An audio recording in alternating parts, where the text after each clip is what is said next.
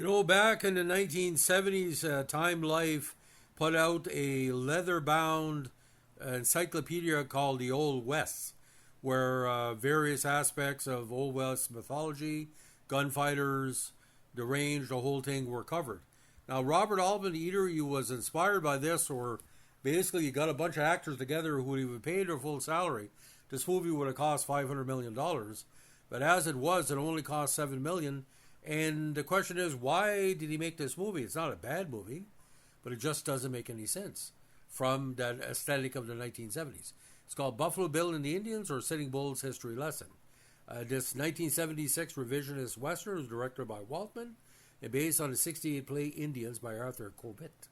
It stars Paul Newman as William F. Cody, alias Buffalo Bill, along with Geraldine Chaplin, Will Sampson, Joel Grey, Harvey Keitel, and Burt Lancaster as Bill's biographer, Ned Buntline.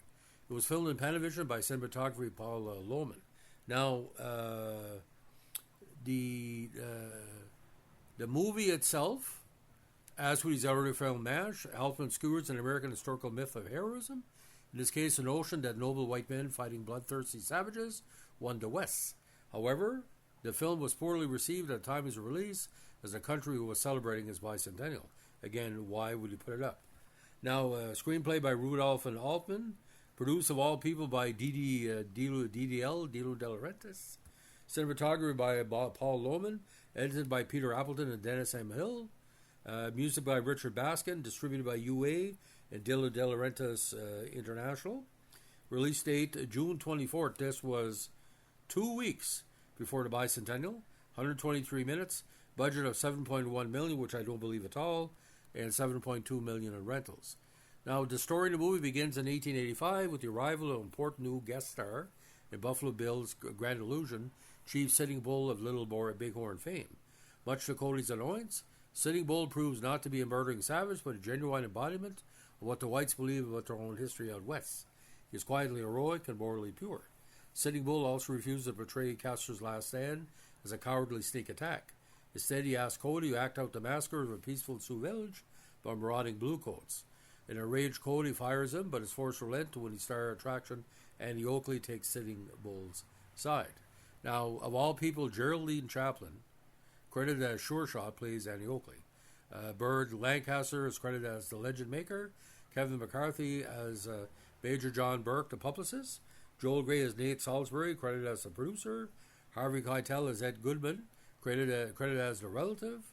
John Considine as Frankie Butler, credited as the Sure Shots manager.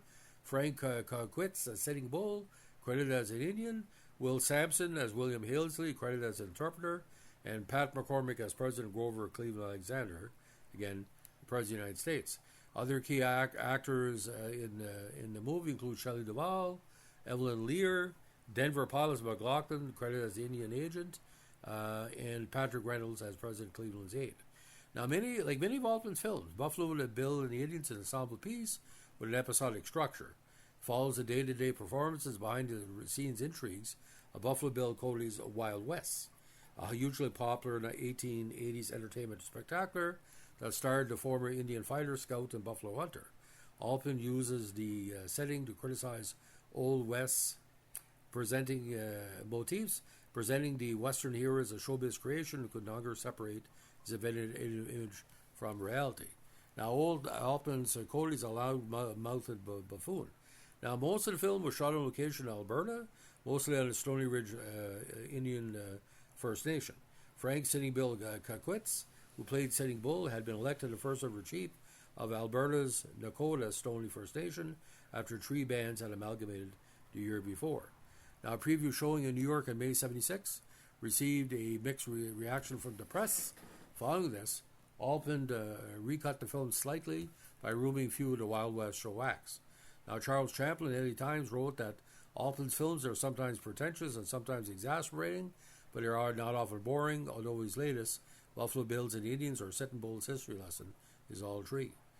He went on saying, using Newman as neither villainous, heroic, nor romantic, but only as a fairly uninteresting lout, seems a dire waste.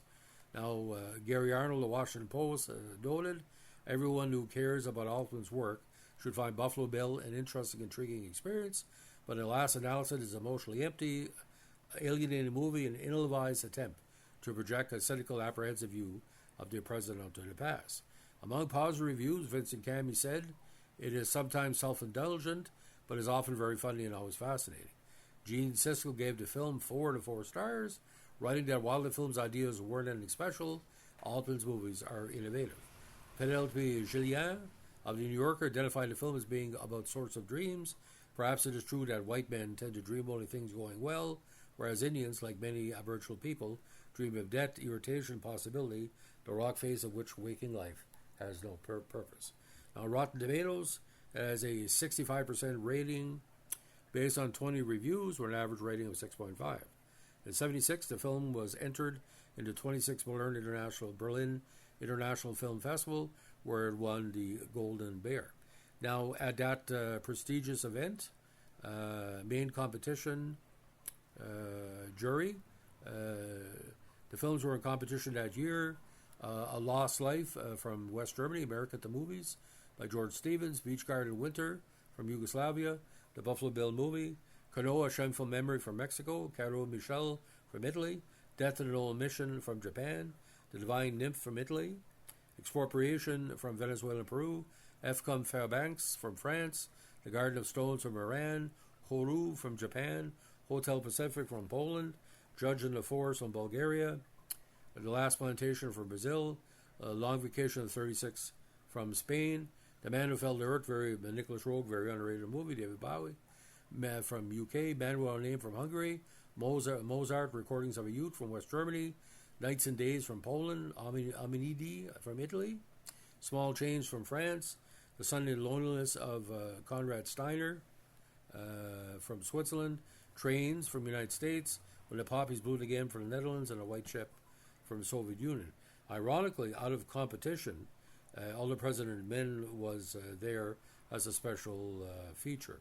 Now, the idea about Altman, ladies and gentlemen, with this movie, if you look at the various documentaries, nobody talks much about it.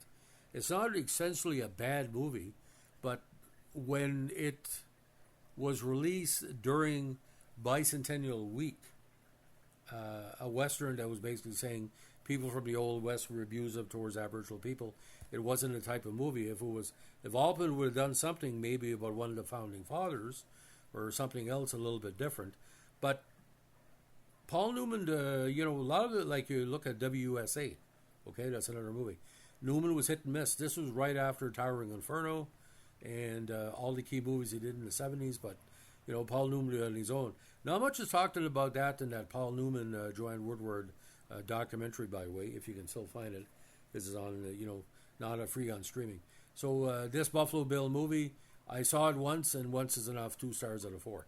So, ladies and gentlemen, if you like what you're doing here with screenshots, let us know with a like, comment, subscribe, or share. As we say in the North Shore, all good ideas go 2 ways, badly or competent. Have a good one.